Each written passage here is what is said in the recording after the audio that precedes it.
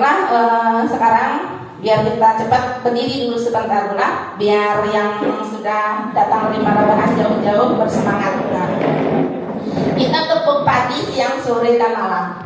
Bila tepuk pagi itu sekali, tepuk siang itu 2 kali, tepuk sore itu 3 kali, tepuk malam tidak berbunyi, tidak bertepuk, tidak berbunyi. Ingat Bu, tepuk pagi. Kita ingatkan, tepuk pagi sekali, tepuk siang, tepuk sore, tepuk malam. Iya, tes konsentrasi. Tepuk pagi, tepuk sore,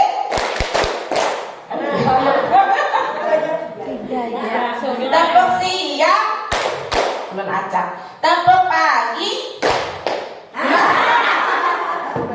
tepuk malam,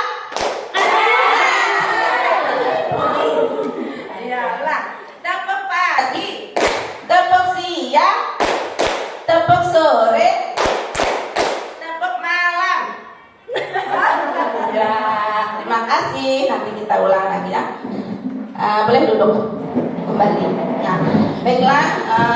Ulun sedikit akan mengulas tentang apa sih budaya positif. Next, Bu Ina. Langsung ke materi aja ya. Ini profil ulun sudah semuanya kenal aja.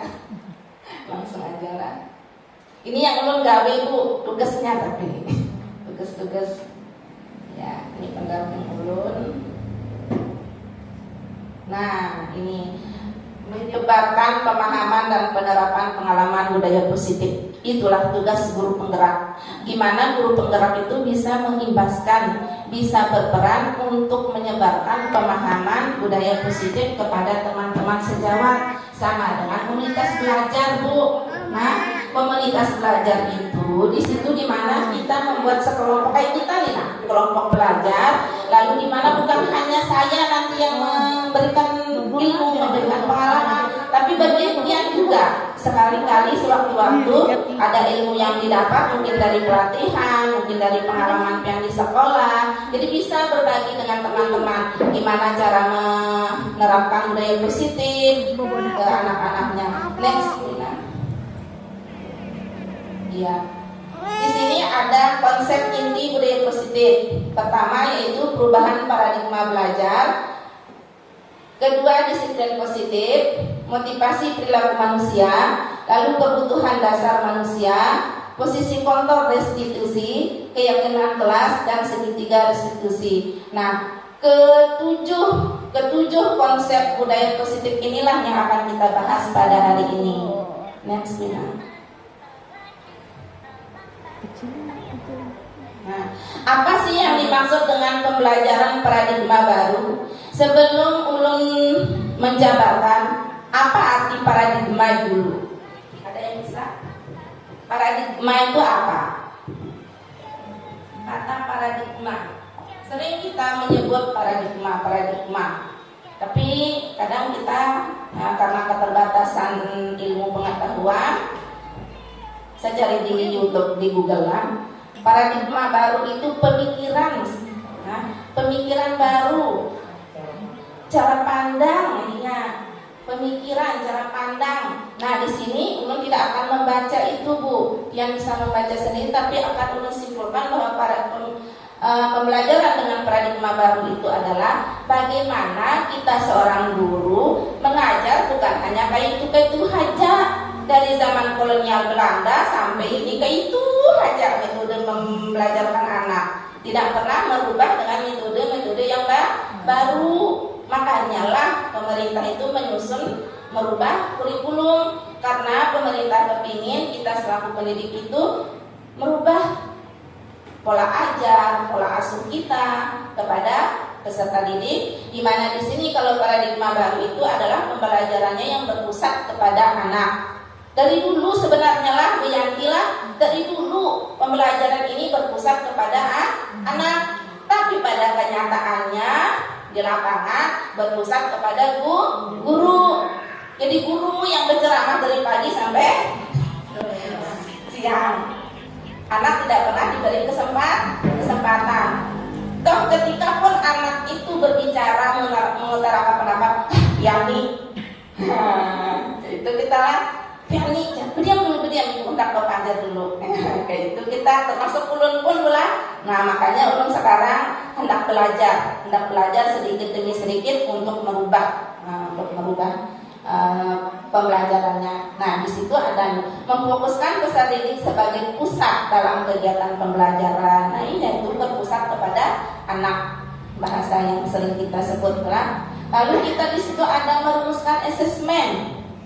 Nah, jadi seorang guru itu bukan hanya mengajar, tapi membuat juga asesmen. Asesmen itu sama dengan apa? Asesmen sama dengan, siapa yang ingat? Yang kuliah nih, ada pelajaran tuh asesmen. Ini, iya, penilaian, boleh.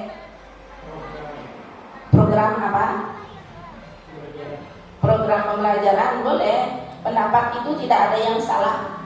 Makanya di dalam kitab pembelajaran kita kaitan ke situ, tidak pernah anak itu ketika mengemukakan pendapat menurut kita benar, kalau kita menyalahkan anak. Nah, jadi boleh berpendapat. Nah, asesmen kata Heni tadi adalah penilaian. Padahal penilaian dengan asesmen itu berbeda.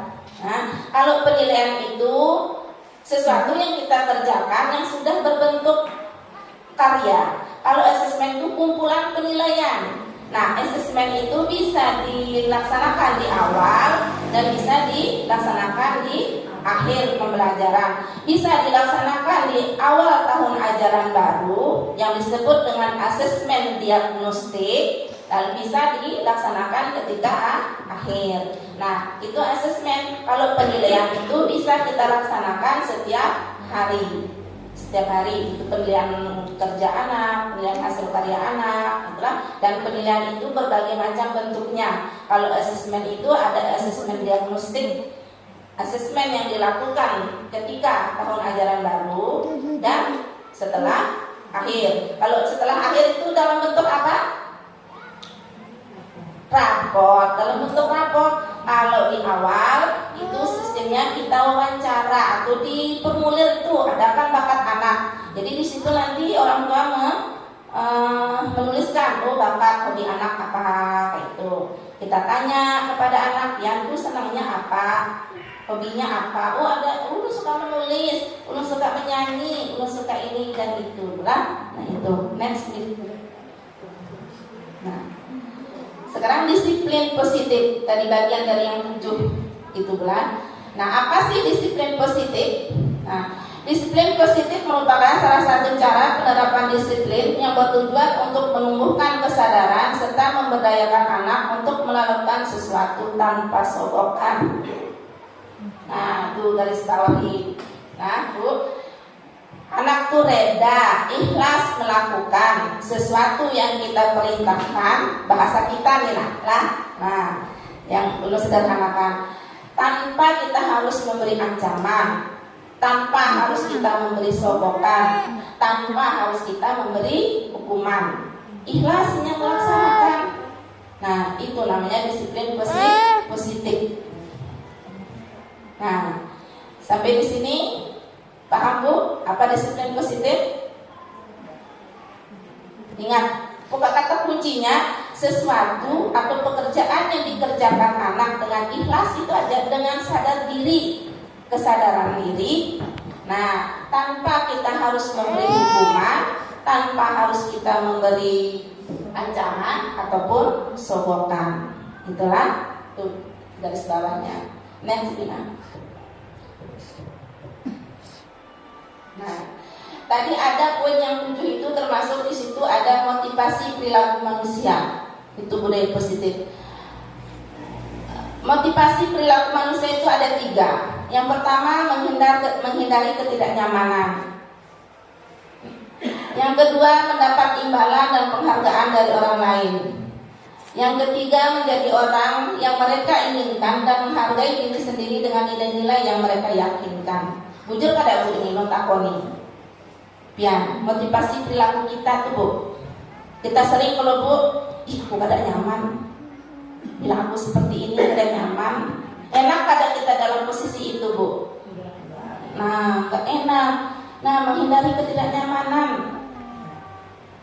Nanti bila ulun seperti ini, kira-kira si jam senang gak? Kita terlalu banyak memikirkan penilaian orang. Itulah kita. Yang kedua, mendapat imbalan. Nah, aku hendak nah kayak ini PNM contohnya. Kalau kemarin apa nih? Kadada respon. Kalau ketika sudah ditap lihat pemerintah, lalu mau ikut setelah diberi tekanan. Nah, itulah kita sebagai manusia seperti itu. Kita kebanyakan termasuk ulun juga. Misalkan disuruh laki gila Bu Yanti, aku naik lenjarnya, tapi biar cium dulu lah. Gitu kan, kita itu biarpun cium itu termasuk imbalan.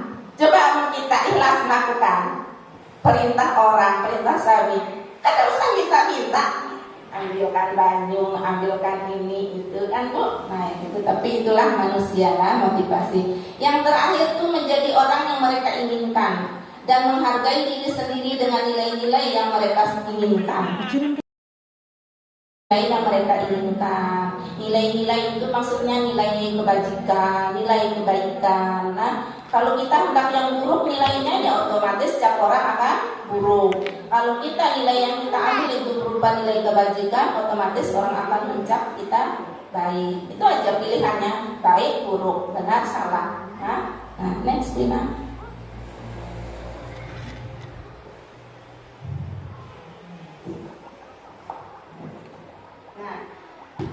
Terus di sini ada lagi kebutuhan dasar. Ini uraian dari yang 7 poin tadi, budaya positif kan? Ada kebutuhan dasar. Setiap kita ini punya kebutuhan dasar tersendiri. Kebutuhan dasar pada manusia merupakan unsur yang terdiri dari 2, yaitu kebutuhan fisiologis dan kebutuhan psikologis. Kalau kebutuhan fisiologis itu seperti apa? Fisiologi. Fisiologi termasuk kejiwaan. Iya, mantap. Jawaban yang bagus. Ayo, fisiologi kata Bu Siminah itu yang ada dalam diri kita, di dalam jiwa kita. Nah, kebutuhan yang ada di dalam jiwa kita. Yang lain Pak, ibu-ibu yang lain ada yang berpendapat? Yang mengatakan Bu ini sudah sering.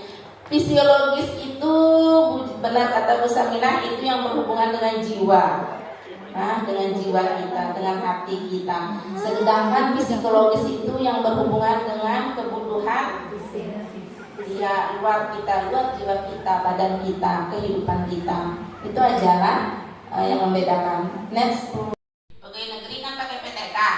Nah, PTK itu nanti akan menggunakan 3 restitusi ini. 3 restitusi. Yang pertama tadi apa? Apa yang pertama? Validasi. Apa tadi yang pertama? Memvalidasi tindakan, menstabilkan identitas. Habis kedua, memvalidasi tindakan. Nah, yang terakhir itu adalah menanyakan keyakinan. Nah, menanyakan keyakinan berdasar prinsip teori kontrol. Nah, teori kontrol tadi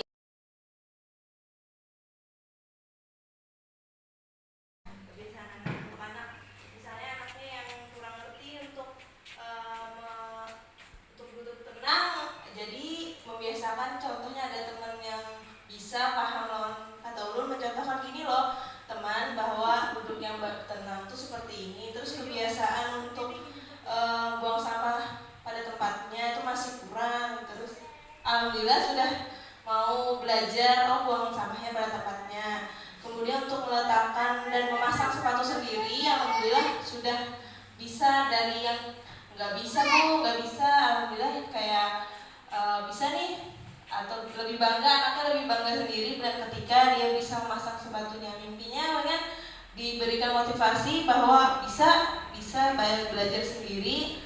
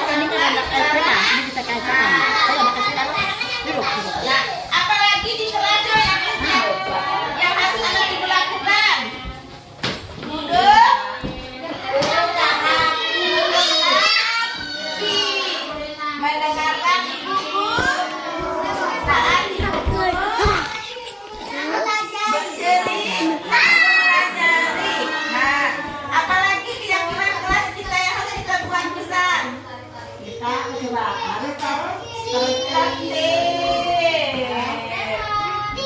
Yang selanjutnya berdoa yang rapi dan tertib. Apalagi jangan mengobrol. Siapa yang suka ngobrol bersama? Nah, yang ngomong aja nih siapa nih? Nih, Tina sama Wahyu. Bu Ati ya? Bu Ati. Oh, enggak.